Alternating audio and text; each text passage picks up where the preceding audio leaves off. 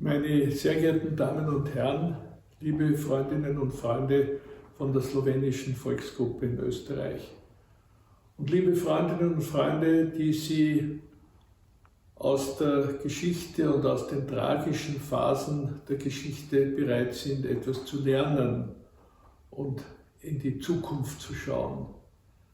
Der Bergmannhof hat wirklich eine dramatische Geschichte. Es ist ein Mahnmal und ich habe dieses Denkmal, diese Gedenkstätte selbst besucht und mich überzeugt von dem, was geschehen ist. Und das, was geschehen ist, ist ja nur ein Teil einer großen Tragödie, wie vor allem in der Herrschaftszeit des Nationalsozialismus, der sich durch so viel Brutalität und Menschenfeindlichkeit und Inhumanität ausgezeichnet hat, eine besondere Rolle spielt. Im 20. Jahrhundert haben sich die nationalen Gegensätze, die man ja auch hätte überwinden können und mit denen man ja auch hätte friedlich leben können, immer mehr zugespitzt und sind zu einer tödlichen Konfrontation geworden. Die Kärntner Slowenen haben unendlich gelitten. Sie haben Widerstand geleistet und sind dafür brutal bestraft worden.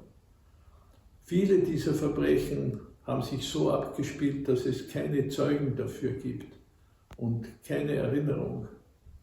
Viele Menschen haben gar kein Grab gefunden. Aber der Bergmannhof, das ist Realität, das ist ein Monument, das ist ein Ort, den man besuchen kann und aus dem man lernen kann. Und ich bin froh, dass die Gedenkfeiern in diesen Tagen doch vor einem geänderten politischen Hintergrund stattfinden, weil gewisse Probleme, ich meine vor allem das Ortstafelproblem, heute anders und besser gelöst sind, als das früher der Fall war. Und weil der Nationalsozialismus der Vergangenheit angehört. Ich danke allen, die zu dieser Gedenkfeier beigetragen haben. Ich wünsche alles Gute und ich wünsche mir, dass wir gemeinsam an einer friedlichen Zukunft arbeiten, in der alle Menschen gleichberechtigt, gleichwert und mit gleichen Chancen ausgestattet sind. Alles Gute, danke, vielen Dank.